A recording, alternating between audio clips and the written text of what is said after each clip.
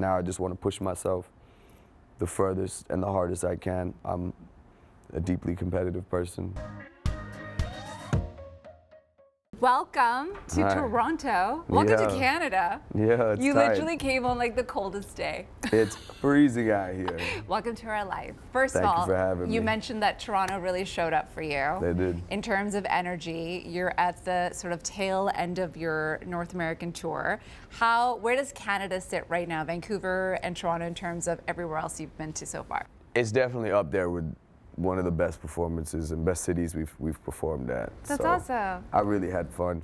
Again, came in with no real expectations. We've heard a lot about, how the city is and just the culture and the music out here, but to go see it and tangibly experience it is different, I love that. It's not always how you imagine it, but this is beautiful. So from Coachella to now where you're at, like what has been the most rewarding thing for you in this journey? I think the most rewarding thing out of all this is like me realizing what's possible. Does that make sense? I think the world beats out this belief in you. It did for me. The being able to walk away with something like that, I think it makes everything worth it. Now I just want to push myself the furthest and the hardest I can. I'm a deeply competitive person to a point where it can get a bit unhealthy. I mean, we all are. Not everybody. Who says what's healthy or not? But listen, I feel like you are not competing with anyone. You are in a league of your own. The fact that you have already collaborated with A$AP Rocky, Fred again, like there's just so many incredible people you've already worked with. Like I said, it's because those people also want to work with you. Big Dogs is now sitting at 300 million views on YouTube and around 500 million streams on Spotify. So at what point did you realize that, wait a minute, see what I did there? I see what you did there. Yeah, this song is exploding. I know I'm such a mom, can you tell? You're good. Nicely done. Thank you very much, coming from you. Yeah. But when did you know, okay, this song is going to explode, or it is exploding? Within the first 2 weeks of it, 1 or 2 weeks, it just kind of just picked up and ran with it. By the end of the month, we were like, yo, this is something else. It transformed into something, and we were just like, again, the way that you have no idea how things unfold, but how it happened was that, and we realized all of a sudden. Then we just kind of had to adjust to a lot of the changes that happened. Yeah, then you had to start covering your face and hiding yourself. In India, I saw that interview of dying laughing how hot it is in Mumbai and you're trying to hide, and that doesn't work. Yeah, it is, and guess what? It's the complete opposite of what y'all going through over here, by the way. I know. This is crazy. It sounds like you, no matter what you did, you stayed true to yourself. You weren't influenced by somebody else pushing you to go with a certain vibe. Like you truly stayed to yourself, which is staying true to your culture, but then also really taking in a different upbringing in the South that you had and the influence in music that you had as well, like Outkast, 3 6 Mafia, all these greats. It's one thing to have these amazing influences, but then it's another thing to create your own sound. So how did you know what sound you wanted to create, and when did you know you had that sound? Honestly, you don't know, it just happens, right? I'm still experimenting with sounds. I still listen to as much music as I can and consume art as much as I can. It is my duty, and it's what gives me some purpose. The music would just naturally translate too. I just listen to a bunch of different genres, and hip hop is just where I found, my heart. Because of course, like the music you grow up to makes a big part of who you are. And because I was in Houston, shout out to the H. Since I was in Houston and since I was listening to the kind of music that was out there in the South, it shaped me in many ways, But I'm also like a metalhead, I also listen to a wide range of music. So that is just my attempts to bring all these things into what I find is cool is really important to me, because like I need to make sure that I do that. In the end, we started doing this for ourselves, right? For the need to create something. Now all this extra, you can't curse out here, right? Okay. You can't, we'll just bleep it out. All right, all this extra out here is just, what the world is trying to place on you. Yeah. And that's great, like it's cool. This is a natural, unfolding of things. Yeah. But taking the time to recognize that in the end it is your journey and not somebody else's, not theirs. And if they want to share it with you, then we can find a beautiful space in between. Taking the time to recognize that and then acting on that is something that I'm continuously learning to do. Well, it takes a lot of boldness to be able to do that too, because let's not forget, you're also from a Brown family. I also have Brown parents. Do you know what I mean? They don't always applaud the arts world, and you are the oldest. You refer to yourself as the lab rat. Yeah. So obviously this experiment worked out really, really well. But what is your family's reaction to seeing all this incredible success that you're receiving? Well, I didn't give them any other option at this point, you know. You're like, I'm doing this. I'm just like, yeah, you just get with the times. Like, I love y'all, but, you know, please understand that this is happening. I'd love to see the look on your parents' face when you're like, I'm doing this. How old were you, by the way, when you realized like hip hop was your genre and that this is what you wanted to do? Like, that was when I was like young in like high school, right? Like wow. 15, 16, but like when I realized this is what I wanted to do, it was like just later on in life, like 28 or something. Yeah. Yeah, I waited for a while. Which is so inspiring. Yeah, I mean, call it what you want. For me, it's like I had to do something. I was just like, yo, this is I wanted to feel what I was doing. Yes. And everything else that I was doing just wasn't giving me that space. Which I think is so encouraging for people to hear, because not everything has to start when you're a child. You know what I mean? Like sometimes you have to live life to be able to even rap about it, to be able to even tell a story about it. So you waited for that. Like I was supposed to be a cardiologist and I switched to journalism. Wow. My parents were like, what the hell?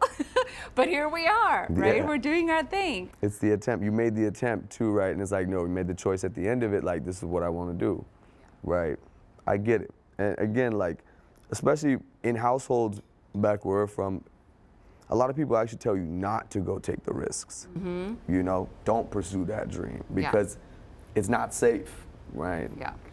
Our history has proven many times that when you take risks like this, like safeties, it's hard to find. Yeah. You know, it's hard to come across, and everybody's got to protect yourselves and the family and do what you can to make sure that you're fed and taken care of. So there's like, oh, there's a guideline, do this. This has the highest rate of success. You know, if you fail, like, you won't, like, stick to this. Absolutely. So, you know, I feel like most households tell you not to. They don't tell you to go chase your dreams like that, you know? No.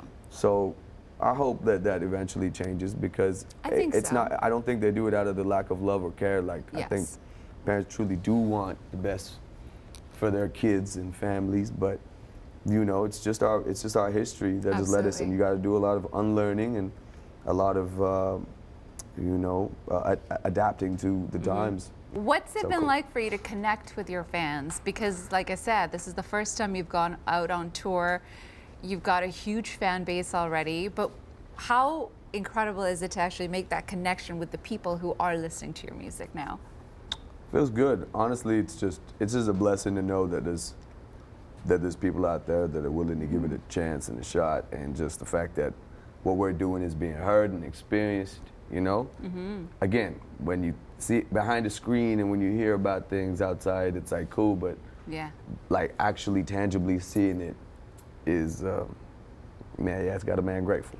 You have such a cool story. I'm so fascinated by You think by so? the way. Yes. Are you kidding me? I'm a huge fan myself. Like, as Gaurav, our producer, I was so excited that I was like, how the heck did we get Hanumankind in our studio? Right. But you really do have this incredible story, because I feel like a lot of artists are not able to cross over or even bring that collaboration together in such a beautiful way, an effortless way that you have.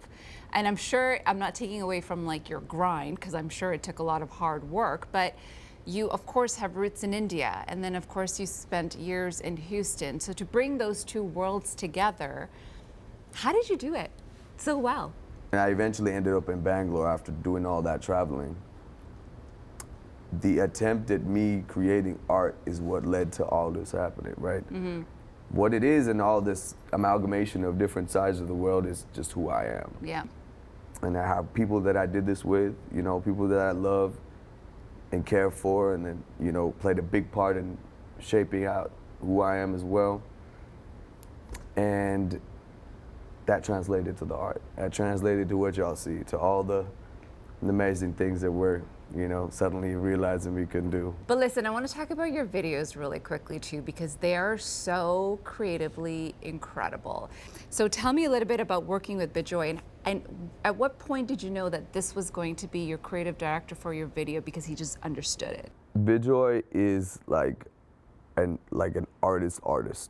Like he really cares about what it is that he does and the people that he does it with, and because of that, like, me and him found common ground over here. We're both kind of lost when we met each other, when we started to talk about all this and just ideate, right?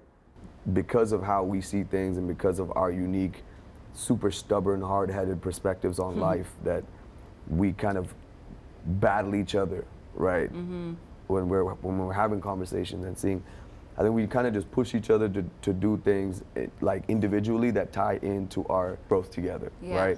And so like I owe it to him also pushing me to see things a certain way and to try things a certain way, because I think that like a true friendship and like when you're working, it shouldn't be to where they're just like whatever you're comfortable with, Like I think that is so crucial. Comfort is the enemy of progress. I think that it absolutely will cripple you in whatever journey you're going through if you keep going and doing shit that's comfortable for you. Yeah. And he makes sure that it's really uncomfortable.